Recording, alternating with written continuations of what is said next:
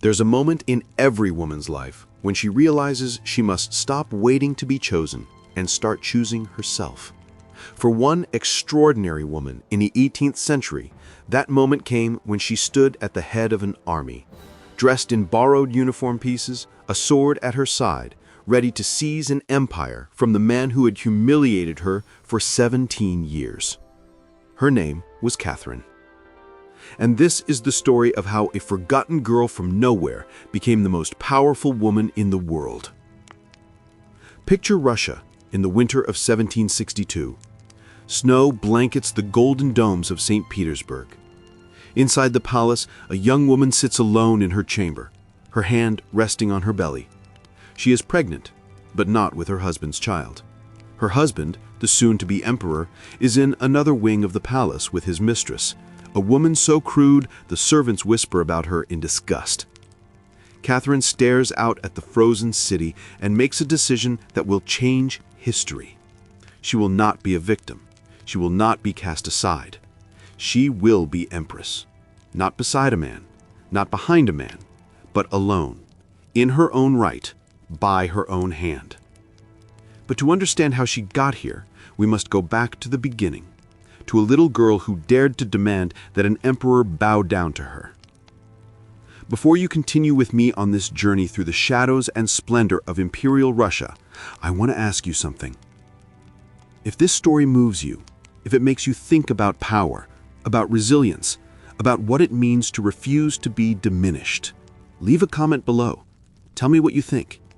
Subscribe so we can explore more forgotten women who changed the world.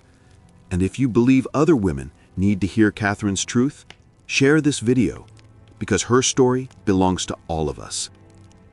Now, let us step back in time. The year is 1729. In a modest corner of Prussia, in a province so insignificant most people couldn't find it on a map, a baby girl is born. Her name is Sophie. Her father is a minor nobleman with little money and less influence.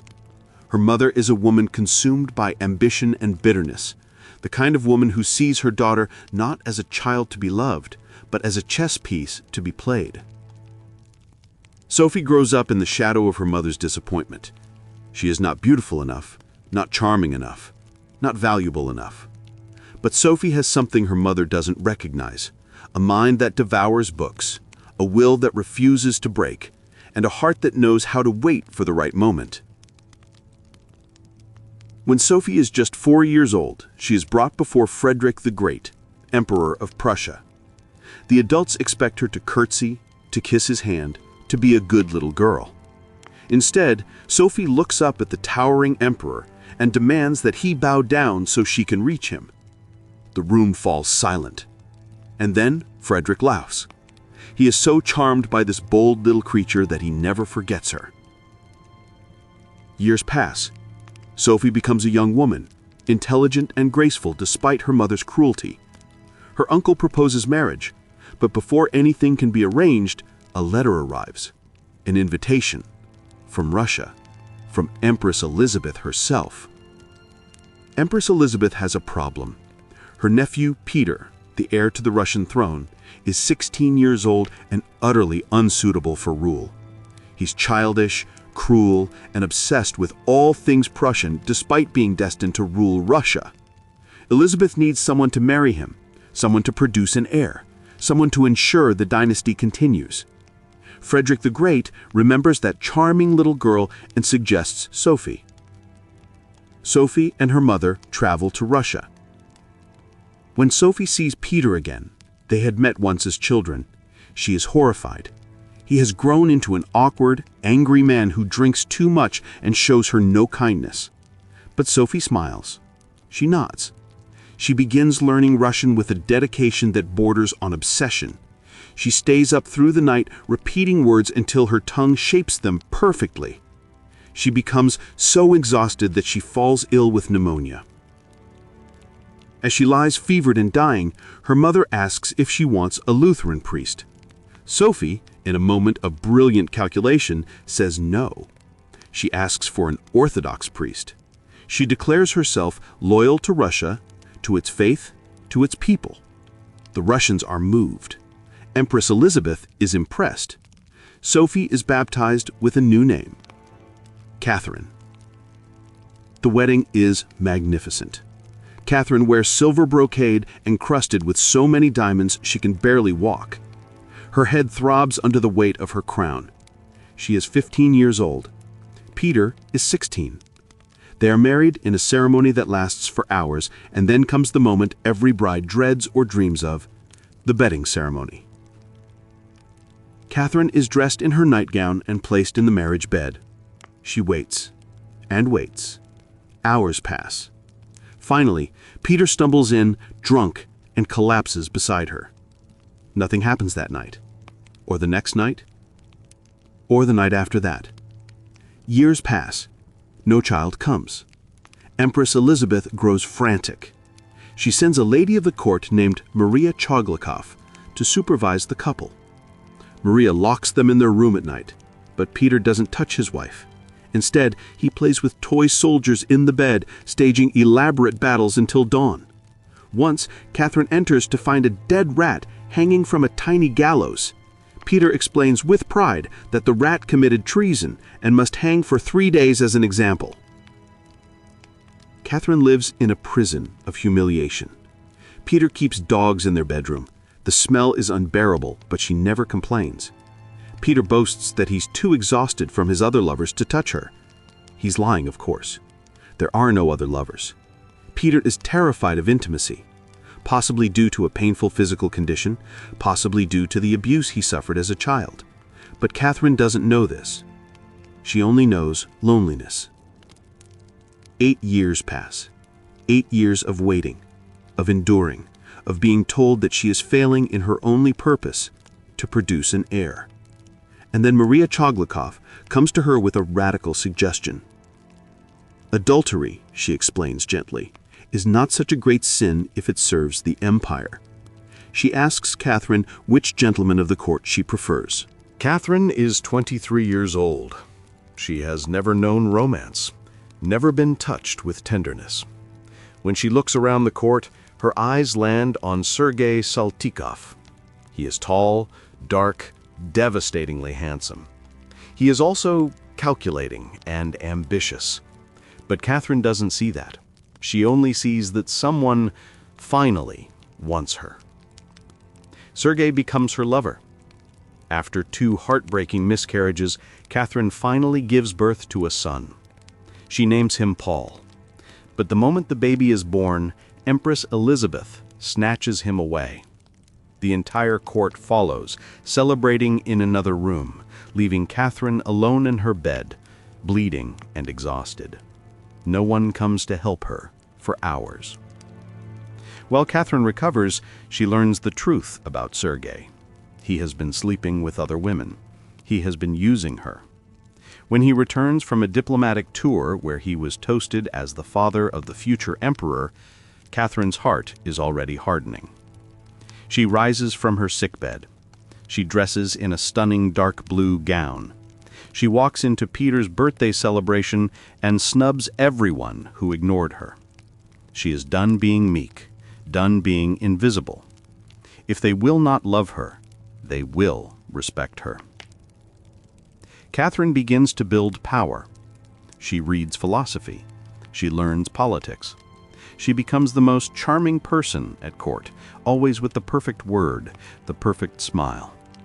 She gathers friends, allies, spies. She takes another lover, Stanislaw Poniatowski, a Polish aristocrat who shares her love of learning. He is probably the father of her second child, Anna. Like Paul, Anna is taken from her immediately after birth. But Catherine is learning. Every heartbreak, every humiliation, every loss is teaching her how power really works, and she is becoming very, very good at it.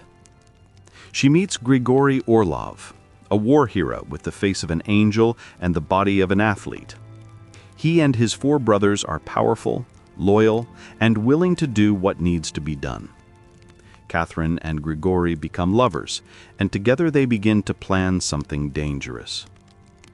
Meanwhile, Peter continues to unravel. he finds a mistress named Elizaveta Voronchova, a woman so unpleasant that the entire court is baffled. She is described as ugly, unwashed, foul-mouthed, but Peter adores her. He gives her the apartments that should belong to the Empress. He parades her everywhere. He humiliates Catherine publicly, repeatedly. And then Empress Elizabeth dies. Peter becomes emperor, and within months he proves himself to be even more incompetent than anyone feared. Russia is on the brink of victory in the 7 Years' War, but Peter, who idolizes Prussia, gives away everything Russia fought for. He hands generous terms to the enemy. He changes the army uniforms from Russian green to Prussian blue. He insults the church. He threatens to send Catherine to a convent so he can marry his mistress. Catherine is pregnant with Grigory's child. When she goes into labor, her loyal servant sets his own house on fire to distract Peter, who loves watching things burn. The baby is born and baptized in secret, and Catherine begins to move. She sends messages to the army. Officers loyal to her gather. Soldiers lend her pieces of their uniforms so she can dress in Russian green, the color Peter tried to erase. A young officer named Grigory Potemkin gives her his sword. She will remember him. Priests declare her the one true ruler. The people of Moscow pour into the streets to cheer for her. Catherine rides at the head of the army, and when Peter arrives at the palace expecting his name day celebration, he finds it occupied by his wife's forces. Peter falls to his knees. He signs his abdication. He begs to be sent to Prussia. Catherine refuses. She places him under house arrest. 8 days later, he is dead. The official cause is hemorrhoids. The real cause is almost certainly strangulation, ordered by the Orlov brothers to eliminate any threat of Peter returning to claim the throne. Catherine orders Peter's body displayed in Prussian blue, a reminder that he was always a foreigner who despised Russia. His neck is carefully hidden beneath a high cravat. She banishes his mistress to the countryside. And then she has the imperial crown placed on her own head. She is 33 years old. She is Empress of Russia, and she is alone at the top, exactly as she planned. The Orlov brothers expect rewards. Grigory expects marriage, but Catherine has learned too much to share power with a husband. She makes Grigory a count, but nothing more. She takes him as an advisor and lover, but never as an equal. For years they work together. Grigory advocates for freeing the serfs. Catherine agrees in principle, but cannot win the political battle.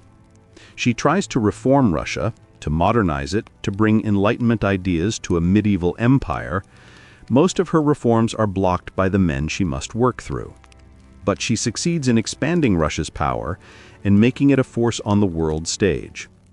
She helps her old lover, Stanislaw, become king of Poland. It is a gesture of affection, but also of control. Grigory proves himself brilliant in war, but clumsy in politics.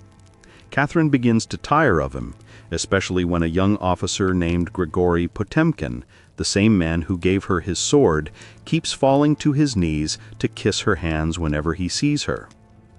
The Orlov brothers, jealous, invite Potemkin to a card game and beat him so badly that they blind him in one eye.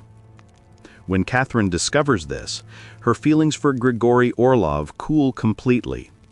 When she learns he has taken a mistress, she dismisses him from her service.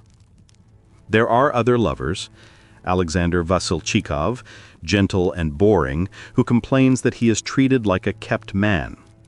Catherine gives him money and sends him away. Orlov tries to win her back by presenting her with one of the largest diamonds in the world. She thanks him, places it in her scepter, and never sees him again romantically. And then there is Grigory Potemkin. He is everything the others were not. Cunning, funny, uncouth in a charming way. He wears long hair and caftans. He makes her laugh with his impressions of her. He plays chess with the skill of a strategist.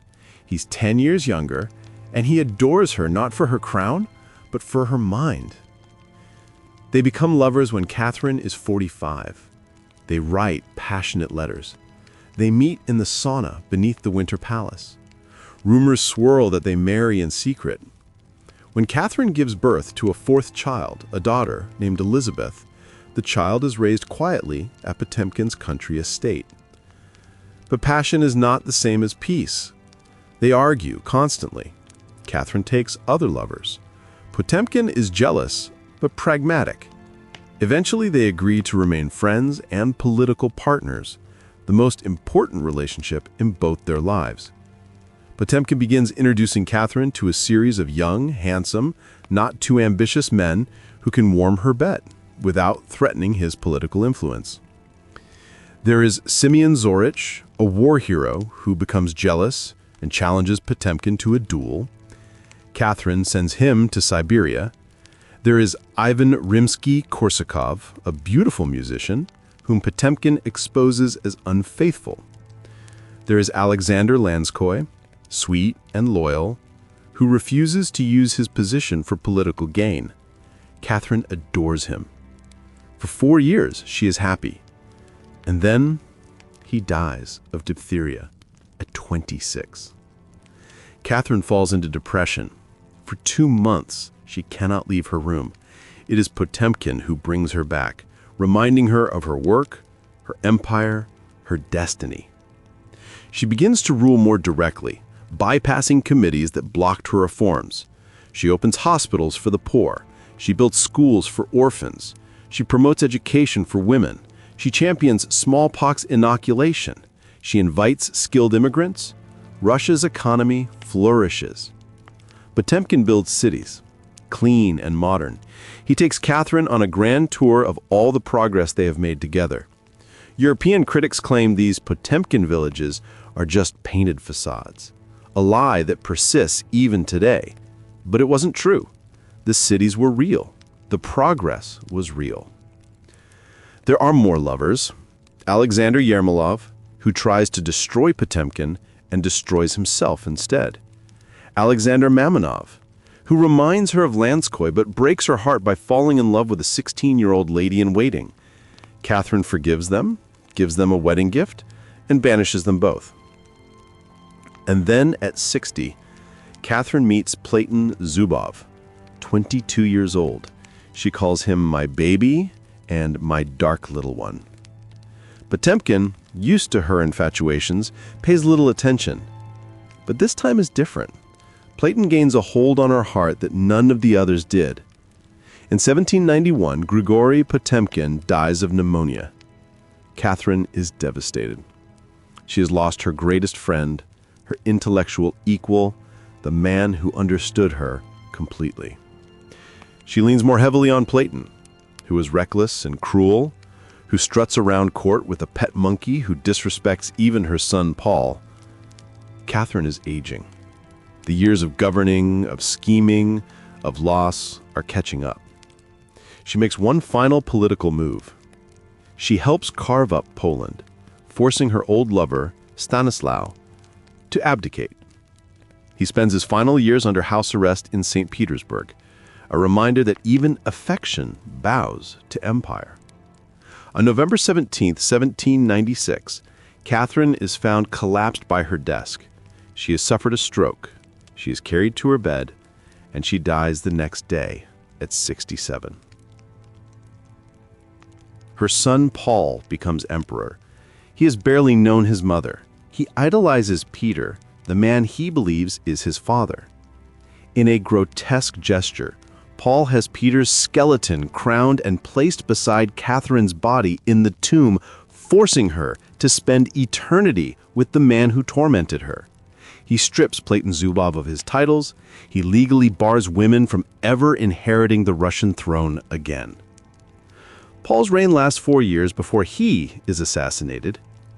But Catherine's legacy endures.